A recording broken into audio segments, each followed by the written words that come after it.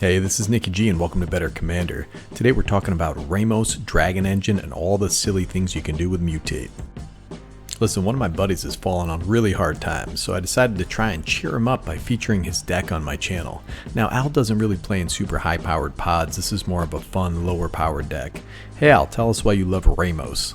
Ramos, Dragon Engine is from an ancient race of Draconians. These are lizard people, make their base on the dark side of the moon. I was there when they launched the satellites from Bohemian Grove.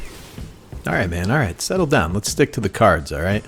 Our commander is Ramos Dragon Engine. It's 6 generic mana for a legendary artifact creature, Dragon 4/4 with flying. Whenever you cast a spell, put a +1/+1 counter on Ramos Dragon Engine for each of that spell's colors. Remove 5 +1/+1 counters from Ramos and add white white, blue blue, black black, red red, green green. Activate only once each turn. This is an explosive 5-color commander that wants us casting spells that are multiple colors, and it also wants us drawing cards. I mean, listen man, I love Mutate. The globalists have introduced mutagens into the water supply through aircraft, both military and commercial, and I have to tell you all about it. Alright brother, calm down. It's enough. Mutate is awesome for Ramos because it confuses everyone and it makes Ramos bigger. Plus you can mutate a non-legendary creature onto Ramos, then make a copy with cards like Stunt Double and Rite of Replication. Rite of Replication is a very versatile card because it can target any creature, even a mere battlefield your buddy Matt just played on the other side of the board for his Brutaclad deck. Or if Ramos is on the top of the Mutate stack, then we can copy the stack with Irenicus Vile Duplication or Spark Double. These cards get around the legend rule, and they rule. I have a picture of John Irenicus posing with Nicol Bolas. These people are demons. Literal demons. They smell like sulfur. Anyways, what kind of mutants are we using? Well, all of the mutants that we can get our hands on, you silly goose. Anything that says Mutate on it is fair game. Snapdax? Check. Illuna, Apex of Wishes? Absolutely. Remember, Ramos gets bigger the more colors the Mutate spell has. Sea Dasher Octopus? Oh, heck yeah. Octopi are aliens, they have alien DNA. So, Al is also a fan of Sea Dasher. I'm also a big fan of Auspicious Starix. So this is 4 and a green for a creature, Elk Beast. It's a 6/6 with Mutate for 5 and a green. So whenever this creature mutates, exile cards from the top of your library until you exile X permanent cards, where X is the number of times this creature is mutated. Put those permanents onto the battlefield. So we are leaning very heavily into Mutate. Also keep in mind, Mutate targets on the stack, so don't sleep on cards like Season of Growth, which is 1 and a green for an enchantment. Whenever a creature enters the battlefield under your control, scry 1. Fantastic in this creature-based deck.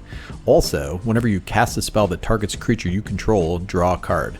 That's every Mutate in this deck. So what are some great cards to mutate onto? Animar seems good. He reduces our Mutate cost and he can get really big really quickly. How about Damia Sage of Stone, yeah! Get you full grip on your turn. She has Death Touch as well, which can get really nasty when you mutate a Trampler onto her.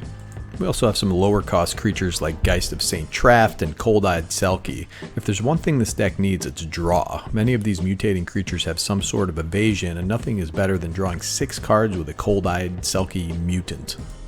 I know of at least one thing that's better than that. One thing, and that's my proprietary blend of neutrinos that I mix into my brain power supplements. It's made of concrete, subatomic, organic fluoride, and beets. Oh my god, dude, this guy's always got to get a plug-in for his supplements. So you know what else you can do in a 5-color creature deck? You can run Hinata, Dawn Crown, because the Mutate ability targets, and as such, the cost is reduced by Hinata. Plus, the legendary Kirin Spirit herself is quite a beefy character.